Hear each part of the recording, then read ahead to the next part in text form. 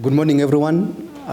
In front of you is a team of professionals from the Association of Construction Managers of Kenya, Institute of Interior Designers of Kenya.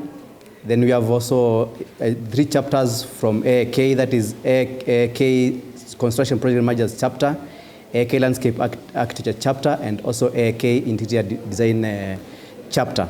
And we are here to make a joint statement rejecting the National Building Code 2024, which was launched on Wednesday. For over 2 decades, the professions of construction management, construction project management, interior design, and landscape architecture have suffered profound discrimination in the built environment funded by the government. Despite these courses being accredited by the Commission of University Education and offered across many universities, these professionals have been subjected to embarrassing perpetual debate as to their legitimacy and position in the construction sector. Government designed these professions through public universities, accredited them through Commission of University Education, invited students to pursue them, and through taxpayers' money have been funding the trainings for decades now. Despite being the architects of these professions, the government is refreshingly at the forefront in their discrimination.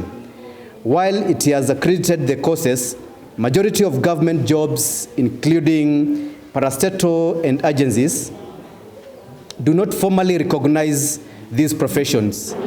This extends to government parastatals and agencies.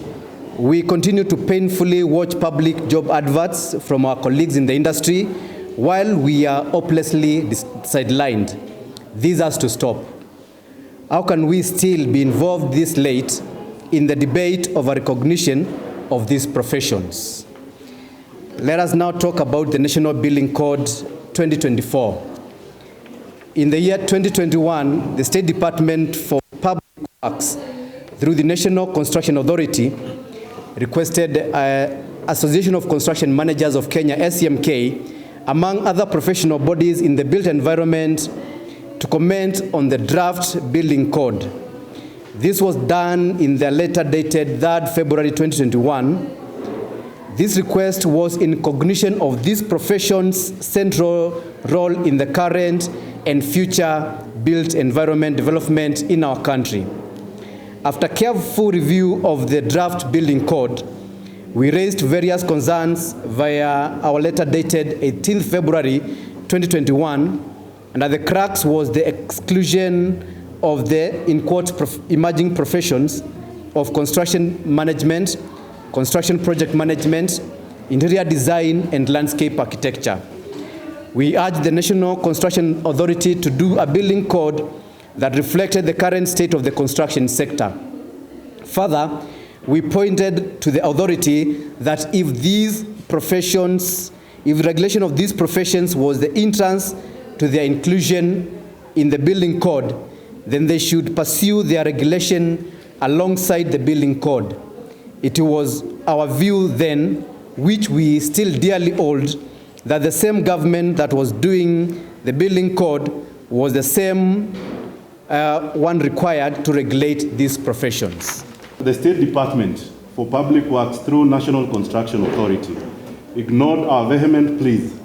They proceeded to do and launch a building code that has excluded construction project and construction managers, interior designers, and landscape architects.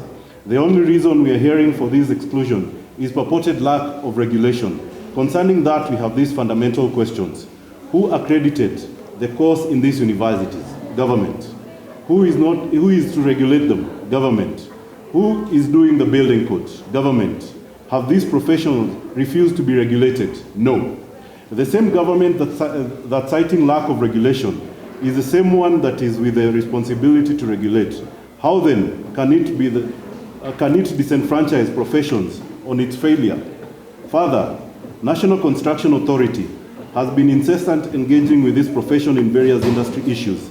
In fact, NCA has partnered with ACMK to train contractors on its behalf, with latest training happening on 30th April 2024. How can they fail to recognize a profession it has partnered with to assist them to deliver on their contractor training mandate? This is feigned ignorance. Make no mistake, we are not demanding for an invention of the wheel by all means, no. We are simply asking that the true happening of the industry be reflected in the National Building Code. Our members have been seamlessly practicing, some for decades now, alongside architects, engineers, quantity surveyors, planners, and other professionals. There have been no concern as to their regulation or illegality. The Building Code 2024, like all regulations, must follow practice and not the other way around. There are over 10,000 practicing professionals whose livelihoods are at stake if this code is left in its current state. In addition, we have over 3,000 students currently undertaking these courses across the country in various universities. That notwithstanding, hundreds of students in universities and parents are going to be left in limbo as to the legality of their courses. Surprisingly, this month of July 2024 marks exactly 18 years since the first set of graduates in construction management and landscape architecture graduated from Jomo Kenyatta University of Agriculture and Technology. The Constitution of Kenya recognizes a Kenyan citizen as an adult upon attaining 18 years. This ID done by issuing of the identity card. The compelling gift the government can give construction project managers, construction managers, interior designers, and landscape architects is recognition through an act of parliament and their unconditional inclusion in the National Building Code of 2024. In conclusion, we reject the National Building Code and demand that the government immediately withdraw it to allow for its inclusivity amendment. The President has been at the fore advocating for job creation in the construction sector through affordable housing agenda. How can it be so when, on the other hand, the same government is attempting to have many professions lose their jobs through this code? The ongoing protest by Gen Zs came about because government refused to listen to its people. The launch of a national building code that has excluded many other professions continues to highlight these concerns of a government that does not listen.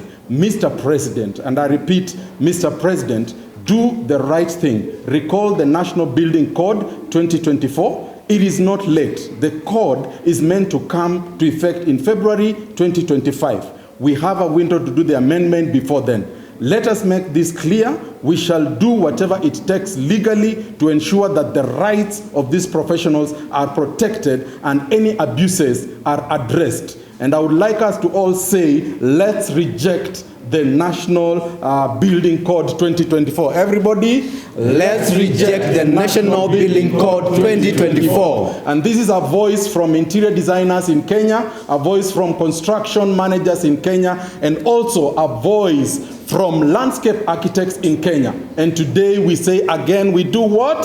Reject the National Building Code 2024. Thank you so much. Thank you. I will not say much about the National Building Code because we have filed a petition together with Irene Wamuyu here that is already in High Court. We have filed a petition as the two petitioners in that petition to the High Court that is challenging the Building Code. The matter is coming up in court in October. But what we are saying is very simple. We have been in this industry. The National Building Code that is being drafted started after these professions were created. Some of these professions have been existing over 2 decades or 3 decades. It's long overdue. Even NCA itself was created after these professions. The National Construction Authority started its mandate under the Act after these professions. We cannot have the government on one hand saying they are creating jobs for people in the public or in the construction sector, and the same government, through State Department of Public Works, is causing many people to lose their jobs. These courses are very expensive in universities. Government is funding these people through taxpayers' money in universities. And the same government is purporting not to recognize them. Yet the government has accredited these courses through Commission on University Education.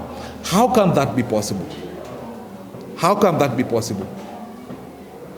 We are reading a lot of malice in the draft in the National Building Code that was launched this week.